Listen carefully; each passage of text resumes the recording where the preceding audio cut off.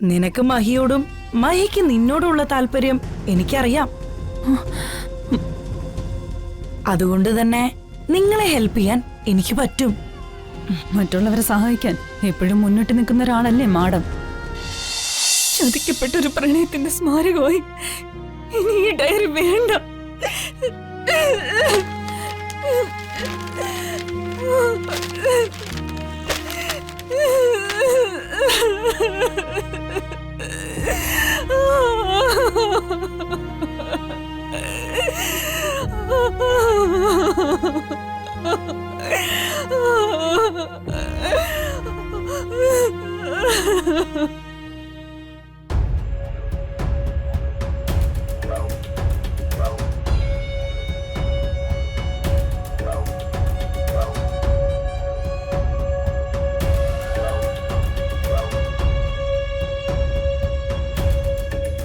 അവളെത്തിയിട്ടുണ്ട്.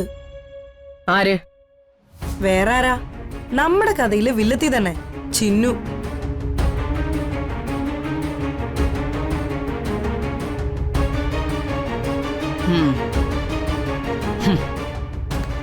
മഹാറാണി എത്തിയിട്ടുണ്ടെങ്കിൽ അവളെ ഒന്നും മുഖം കാണിക്കാതിരിക്കാനാവില്ലല്ലോ. നമുക്കൊന്നിച്ചു പോയി മഹാറാണിയെ മുഖം കാണിക്കാം. നീ വാ.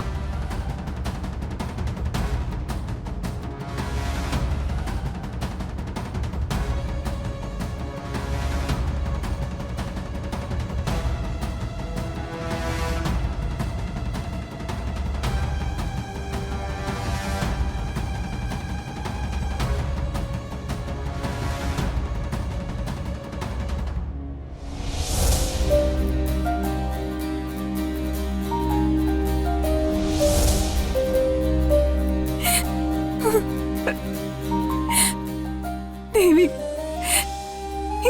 എന്തിനാ ഒരാളെ കൊണ്ട് എന്നെ ഇങ്ങനെ ചതിച്ച് വേദനിപ്പിച്ച്? ഞാൻ എന്ത് ദ്രോഹ ചെയ്ത്? എന്തിനായിരുന്നു എന്നോട് ഈ പരീക്ഷണങ്ങളൊക്കെ?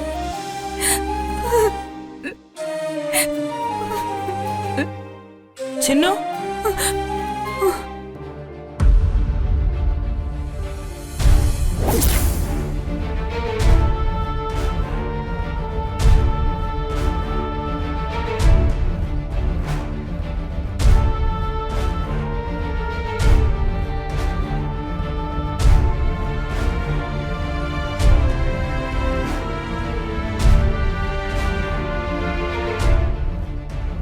ഹോസ്പിറ്റലിൽ വന്ന് നിന്നെ കാണണോന്ന് ആലോചിച്ചതാ.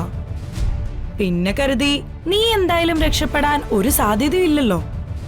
അങ്ങനെയാണെങ്കി നിന്നെ കണ്ടിട്ട് എന്തിനാ, വെറുതെ സമയം വേസ്റ്റ് ചെയ്യണ്ടല്ലോ എന്ന് വിചാരിച്ചിട്ടാ ഞാൻ വരാതിരുന്നത്. എന്തായാലും നീ ജീവനോടെ തിരികെ എത്തിയല്ലോ. വീണ്ടും നിന്നെ കണ്ടതിൽ സന്തോഷം. ഇപ്പൊ നിന്റെ ആരോഗ്യം എങ്ങനെയുണ്ടെന്ന് നേരിട്ട് കാണാനായിട്ടാ ഞാൻ തന്നെ വന്നത്. ഇവിടെ വേലക്കാരികളെ അങ്ങനെ മുതലാളി നേരിട്ട് കാണുന്ന പതിവില്ല. അത് നിനക്കറിയാലോ. എന്നാൽ നിന്റെ കാര്യത്തിൽ ഒരു വിട്ടുവീഴ്ച. മുതലാളിയെ ഇത്രയും വെള്ളം കുടിപ്പിച്ച വേറൊരു വേലക്കാരി ഈ വീടിന്റെ ചരിത്രത്തിൽ ഇതുവരെ ഉണ്ടായിട്ടില്ല. അതിന്റെ ഒരു റെസ്പെക്ട് ഞാൻ തന്നല്ലേ പറ്റൂ. അതാ ഇങ്ങോട്ട് വന്ന് കാണാമെന്ന് കരുതിയത്. മുതലാളിയെക്കാളും കൂടുതൽ സ്വപ്നങ്ങൾ കാണുന്ന വേലക്കാരിയല്ലേ.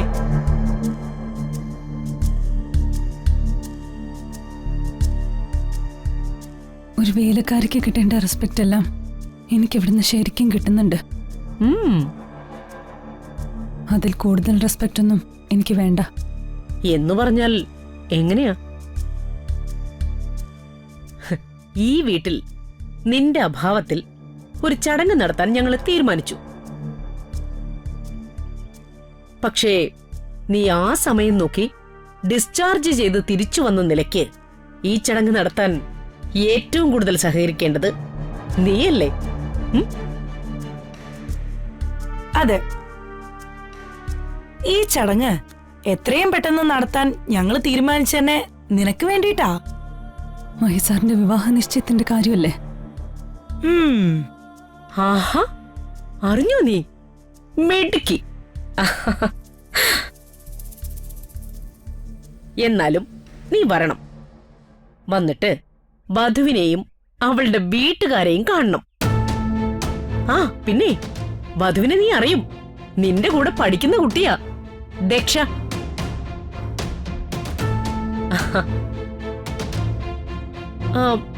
നിനക്ക് അവളെ അറിയില്ലേ?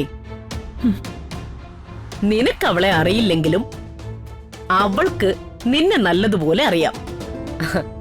നിന്നെപ്പറ്റി അവൾക്ക് നല്ല അഭിപ്രായമാ. നിന്നെ കണ്ടാൽ അവൾക്ക് സന്തോഷമാവും.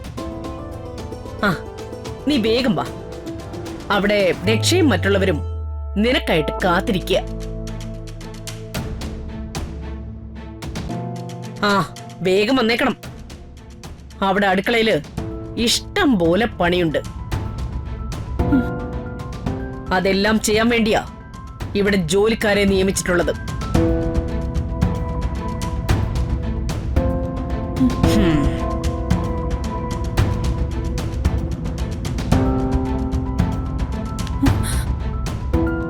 ചിന്നു, ഒറ്റ മിനിറ്റ്.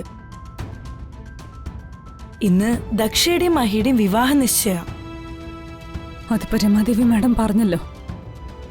ഒരിക്കൽ പറഞ്ഞ എനിക്ക് മനസ്സിലാവും. പക്ഷെ നിനക്ക് മനസ്സിലാവാത്തൊരു കാര്യമുണ്ട്. ഇത് വെറും ഒരു വിവാഹ നിശ്ചയ, വിവാഹമല്ല. ഇതൊക്കെ നീ എന്തിനാ എന്നോട് പറയുന്നേ? ഞാനിവിടുത്തെ വെറും ഒരു വേലക്കാരിയാ, കുടുംബാംഗമല്ല. ഇവിടെ നടക്കുന്നത് കല്യാണമായാലും കല്യാണ നിശ്ചയമായാലും ഇവിടെ പറയുന്ന ജോലികൾ ചെയ്ത് സഹകരിക്കുക എന്നത് മാത്രമാണ് എന്റെ ജോലി. അല്ലാതെ വിശേഷങ്ങൾ തിരക്കി അറിയുന്നതല്ല. നീ ഇങ്ങനെ തോക്കി കയറി വെടിവെക്കല്ലേ.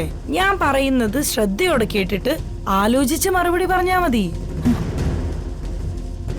നിനക്ക് മഹിയോടും മഹിക്ക് നിന്നോടുള്ള താല്പര്യം എനിക്കറിയാം. അതുകൊണ്ട് തന്നെ നിങ്ങളെ ഹെൽപ്പ് ചെയ്യാൻ എനിക്ക് പറ്റും. മറ്റുള്ളവരെ സഹായിക്കാൻ എപ്പോഴും മുന്നിട്ട് നിൽക്കുന്ന ഒരാളല്ലേ മാഡം. ഇത്രയും അധികം സഹായ മനസ്ഥിതിയുള്ള വേറൊരാളെ ഞാൻ ഇതുവരെ എന്റെ ജീവിതത്തിൽ കണ്ടിട്ടില്ല. ജന്മം നൽകിയ അച്ഛനെ വരെ സഹായിച്ച് ജയിലിലാക്കി. നീ കഴിഞ്ഞതിന്റെ പിറകെ പോവാതെ ഞാൻ പറയുന്നത് നീ ഒന്ന് ശ്രദ്ധയോടെ ആലോചിക്ക്. ഇന്നത്തെ വിവാഹ നിശ്ചയം നടന്നോട്ടെ, പക്ഷെ നിനക്ക് വേണ്ടി ഞാൻ ആ വിവാഹം മുടക്കിത്തരാം.